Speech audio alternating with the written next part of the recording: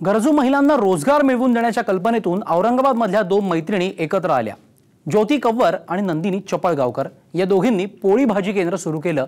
या केंद्राचा विस्तार इतका वाढला की 2009 मध्ये या केंद्राचं रूपांतर प्रायव्हेट लिमिटेड मध्ये करावं लागलं आणि या कंपनीची आता वार्षिक उलाढाल आहे 50 लाख रुपये।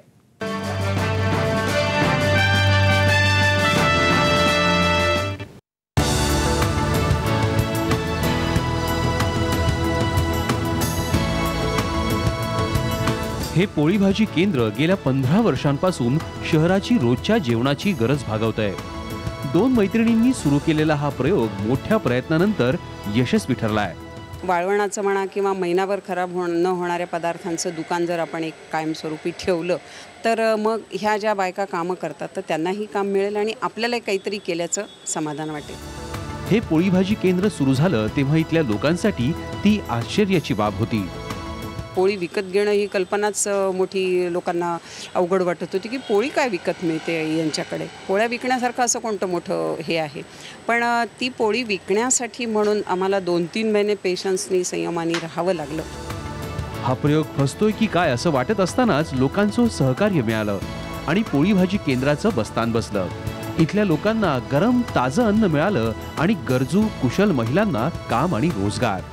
ह्या ज्या बायका आहेत माझ्याकडं त्या सगळ्या शिकलेल्या नाही आहेत, पण उत्कृष्ट ज्यांना आपण म्हणतो काम की पदार्थात किती वस्तू टाकाव्यात काय नाही, ह्या सगळ्या तशा आता गेल्या 15 वर्ष झाले माझ्याकडे आहेत आणि चांगल्या काय म्हणतो अन्नपूर्णा ज्या आहेत अन्नपूर्णेसारख्या त्या स्वयंपाक करणाऱ्या आहेत। आता या पोळी भाजी केंद्राचा विस्तार इतका वाढलाय की पोळी भाजी केंद्राचं प्रायव्हेट लिमिटेड कंपनीमध्ये रूपांतर झालंय।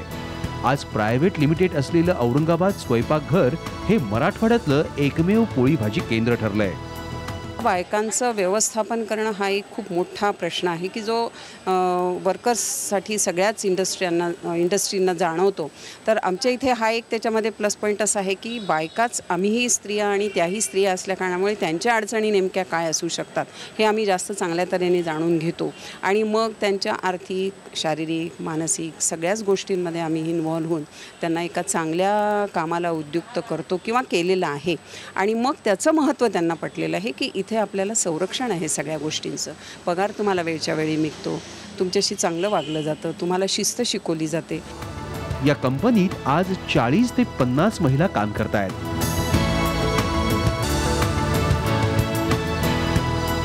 आम्ही बँकेत खाते उघडलेले आहे, आम्ही थोडं बचत भिशी सुद्धा चालवतो इथं आणि काही अडचण जर असली जास्त रक्कमची तर आमच्या बायका काकूंना मागतातही, त्या पैसे देतात, वेळोवेळी मदत करतात आणि आम्हाला काही घरी सुखदुःख असलं तर घरी येऊन विचारता सुद्धा आमच्या काय काय आवश्यकता आहे मुलांच्या एजनुसार किंवा बाहेर जे फूड मिळतं त्याच्यापेक्षा चांगल्या क्वालिटीचं घराची चव असणारं, घरची चव असणारं अन्न ज्याला आपण म्हणू असे पदार्थ इथे मिळतात आणि धकाधकीच्या जीवनात सुद्धा घरचा जे स्वयंपाक आपण जेवलोय हा आनंद आपल्यासारख्यांना मिळू शकतो।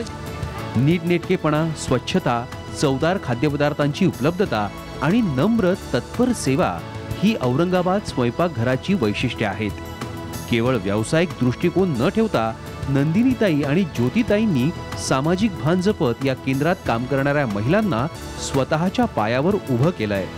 कॅमेरामन मोहम्मद इम्रानसह मिलिंद वानखेडे, साम टीव्ही, औरंगाबाद।